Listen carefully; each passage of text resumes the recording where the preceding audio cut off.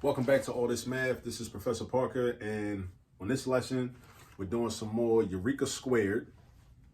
And this is for grade 5, module 2, topic B. And this is lesson 6. All right. We're doing some more work with adding and subtracting fractions. Okay. So the title of the lesson, which you can find in the description notes underneath of the video on YouTube, is use an area model to rename fractions to add and subtract. All right. Use an area model. Now, first of all, you need to know what an area model is. All right. You need to know what a fraction is, and you need to know what it means to add and to subtract. So first, an area model. An area model is basically a rectangle, right? It's a rectangle that's broken down into different, it's got different squares inside of it. All right. That's what an area model is. It's called an area model because you can use an area model to tell the area of a rectangle by multiplying the length by the width. So that's why it's called an area model. So an area model is basically just a rectangle with a bunch of squares inside of it. That's all an area model is. All right. So if we take a look and we're going to rename fractions. All right. We're going to rename fractions similar to how this brother right here, this is from the 1970s. This is Kwame Ture. He renamed himself. He was born Stokely Carmichael and renamed himself Kwame Ture, one of my heroes. My youngest son is named after this brother right here. And this sister right here, this is Asada Shakur, who also renamed herself. She was born Joanne Chesamard, right? Well, actually, that might have been her married name from her first marriage. But anyway, her first name was Joanne. I know she was born Joanne, right? She changed her name to Asada Shakur years later. All right, so she renamed herself. So we're going to rename some fractions so that we can do addition, right? Because we can't add fractions unless our denominators are the same, right? So we got a 3 and we got a 9. We can't add when it's like that. We got to rename one of these, either rename this into a 3 or rename this into a 9 or rename both of these into another number of which they're both the same, right? You know, I don't know, change both of these to 27s, change both of these to 90s, change both of them to whatever. But at any rate, the denominators must be the same if you want to add or subtract fractions, all right? Another thing I want to say about Asada Shakur is today is November the 2nd. November the 2nd is the anniversary of when she was liberated from prison. All right. I'm gonna just leave it like that. She was liberated from prison, November 2nd, 1979. All right. Now, let's get into this example. So 2/3 plus 8/9. 2/3 plus 8/9. What I'm gonna do is I'm going to decompose, and we also have to understand what it means to decompose versus compose. Decompose is when you take a fraction and you break it down into smaller pieces. Decompose. Make sure that's in your notes. Decompose when you take a fraction, break it down into smaller pieces. Now that might be confusing to some people because when you decompose a fraction, the denominator gets bigger. So when we think bigger, we normally think, well, how's it getting smaller if something's getting bigger, right?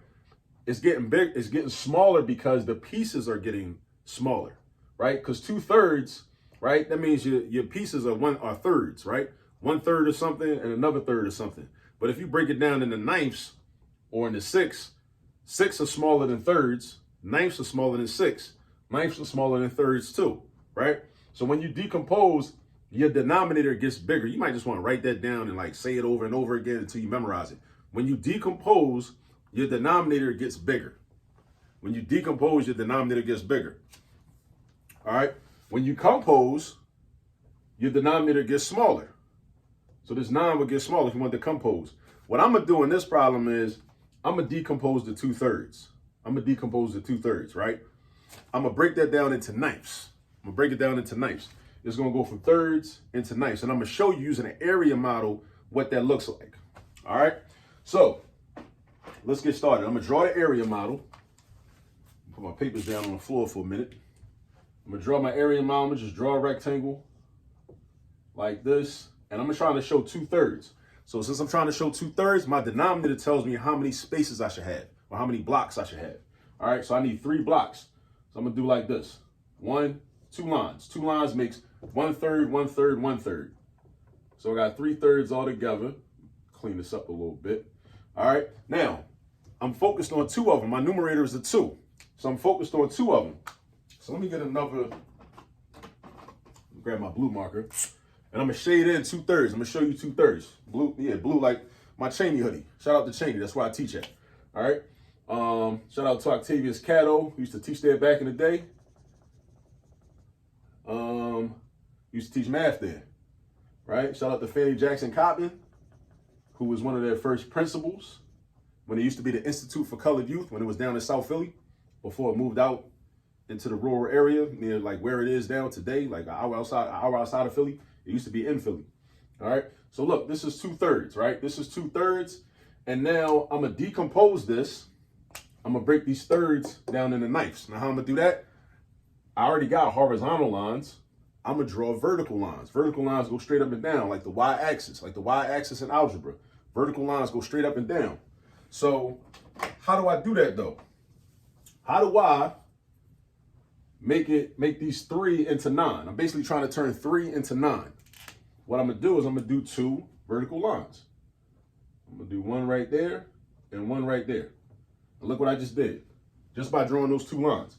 Just by drawing those 2 lines, I now created ninths. So now I got 9 altogether. I used to have 3 altogether, and this was 2/3. So let me show that. I had 2/3, right? So this was 2/3, right? But now I got 1, 2, 3, 4, 5, 6. I also got 6 ninths. See, same thing.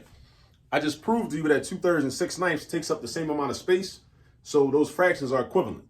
Even though the numbers are different, 2 and 3, 6 and 9, they represent the same thing because the relationship between 2 out of 3 is the same amount as the relationship of 6 out of 9.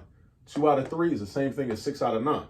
So if I know that 2/3 is the same thing as 6 ninths, I could rewrite this 2/3 as 6 ninths because they the same thing. And now I can add. So I could say 6 ninths plus 8 ninths. Now again, what gives me the right to do this? The fact that I know that 2/3 is the same thing as 6 ninths. How do I know 2/3 is the same thing as 6 ninths? Because I showed you an area model. In the area model, we started out with 2/3 like this. And then all I did was just break it down into, more pieces, right? But all the pieces together are still the same amount though. I just broke them down into more pieces. Again, just like the pizza example I like to use.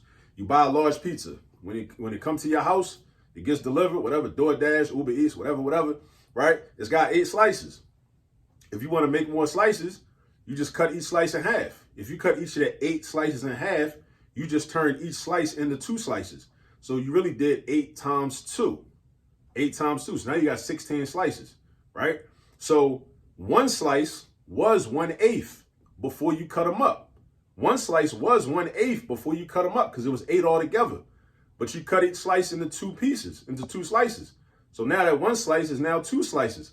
So now that's 2/16 because it's 16 altogether now. And now 2 of those slices used to be 1 slice. So that's why 1/8 is the same thing as 2/16. Think about it like that. All right. If you're a parent going over this, you know what I'm saying? Next time you order some pizza, do the experiment. Show it to them. Show it to your children like that. It's going to work. All right. So that's why I know that 2/3 is the same as 6 ninths. So that's why I can say 2/3 is the same as 6 ninths. So now I can do my addition because my denominators are the same. I'm adding up ninths. And that's also why we never add the denominator because we want to know how many ninths do we have. So we don't add the ninths because we want to know how many ninths we got. We got 6 and we got 8. So altogether, how many ninths do we have? We got 14 of them. So this is going to be 14 ninths. All right. Let's do another one. Let's do another example. All right. So let's say we want to do, so let's say this is number 1. All right. Now we're getting into number 2. Let's do a subtraction problem. The next problem says 4/5 minus 6/10. 4/5 minus 6/10. All right. So let's use an area model. So I got some decisions to make because, and actually, hold on. Let me back up. I talked about composing, right? I actually can't compose this. I couldn't compose 8 ninths. All right. I couldn't compose 8 ninths. I forgot to say that because if I break this down into thirds, that means I'd have to divide this by 3. But 8 is not divisible by 3. I forgot to say that. I neglected to say that earlier. My bad, right? 8 is not divisible by 3, so we couldn't compose anyway. So we only had one option, really, if we talk about decompose versus compose. All right, so anyway, down here, though, and this just reminded me because actually I got a couple choices. I could either decompose 4/5 because I got a 5 and a 10. I got a 5 and a 10. I need the same denominator or common denominators. I need common denominators. So I could either decompose this into a 10 or I could compose this into fifths. Because if I change this 10 into a 5 and make this into fifths, what I'll be doing is basically dividing this by 2. And I can also divide 6 by 2 because 6 is an even number. So 6 is divisible by 2. All right, so I could do either way. But because I'm doing the area model, I like to decompose and show what's happening with the area model. All right, so let's start out with 4/5 and let's decompose. All right, start out with 4/5. So let's draw another area model. Draw a rectangle. All right, so what I'm going to do is I'm going to do 1, 2, 3, 4, 5. Right, that line makes 5. Right, so I got. Let me see what I got. 1/5, 1/5, 1/5, 1/5, 1/5, 1/5, 2/5, 3/5, 4/5, 5/5. 5/5 is the whole thing. So 5/5 is 1. All right. So now what I got to shade in? I got to shade in 4 of them. All right. So let me get my blue marker again because we keeping it Cheney University today on this video. Right. So 4/5. I'm gonna shade in 1. That's 1/5. I'm gonna shade in 2. That's 2/5. All right, I'm gonna shade in 3. That's 3/5. Shade in 4. That's 4/5. I like this. This is actually kind of relaxing. It's almost like coloring in a coloring book.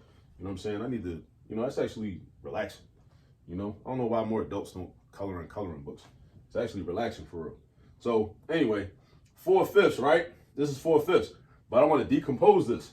I don't want to break these fifths down into tenths. I want to break the fifths down into tenths. So the way I do that is I do vertical lines. But the question is how many vertical lines though? All right. How many vertical lines? As a matter of fact, let me label this. Let me label this real quick. So I got 4/5, right? So that's 4/5 from here down to here. That's 4/5. 1, 2, 3, 4. That's 4/5. But if I want to break them fifths down into tenths, what I got to do is just do one vertical line because 5 times 2 is 10 because I know my multiplication facts. I know 5 times 2 is 10. So if I just basically double these, I double these pieces by drawing one line down the middle. One line down the middle, right? So watch this. I find the middle and I'm straight down the middle with it. Boom. Now look what I got. Now I had 4/5. Now I got this many tenths. 1, 2, 3, 4, 5, 6, 7, 8. So that lets us know 4/5 is equivalent to 8 tenths. 4/5 is equivalent to 8 tenths. So I got 8 tenths. Straight like that. So 4/5 and 8 tenths are the same thing, right? Well, if you look at it as just 1, 2, 3, 4, 4/5, or you look at it with the line drawn right there, it's 1, 2, 3, 4, 5, 6, 7, 8.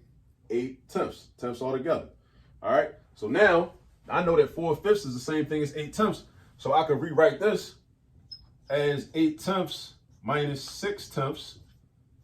And then I want to know how many tenths I'm left with. If I start out with 8 and then I take away 6, I start out with 8, I take away 6, I end up with 2 tenths. You know what I'm saying? Because look, if I had 8 and I take away 6 of these, I take away 1, 2, 3, 4, 5, 6. I'm left with these 2 right here. This one and this one. Right? You know what I mean? So yeah, that's 2 tenths. But then I could break this down and reduce that to 1/5. And if I'm left, because look, if I'm left with 2 of these, that's the same thing as 1/5 from the beginning. 1/5, 1/5, 1/5, 1/5. All right. And up here, I can convert this to a mixed number, right? I don't know if we got to that yet in the Eureka Squared curriculum, or maybe we did. I'm not sure. But 14 ninths, one group of 9 fits into 14. That's my whole number. And then I subtract the difference. 14 take away 9 gives me 5. So 5 is my numerator. And then 9, I keep that as my denominator. 1 and 5 ninths. All right. You know what I'm saying? This is 1/5. All right. So this is lesson 6, Eureka Squared, grade 5, module 2, topic B. All right. Go get some practice with some problems like this. Draw the area models. It's going to help you visualize. A lot of people don't like drawing the pictures. I know because when I was younger, I ain't like drawing pictures. I wasn't into all that. But nowadays, I appreciate it. I like drawing the pictures because it helps me to see, especially when I'm teaching this. It helps me to see, and be able to explain better. Because some students are like, more visual. They need to see the pictures. Just like some people like Instagram, better than other social media because it's more pictures. It's more visually oriented, visually appealing. You know what I mean? All right. So definitely go get some practice on these. Use the area models, and I'll see y'all on the next video. Peace.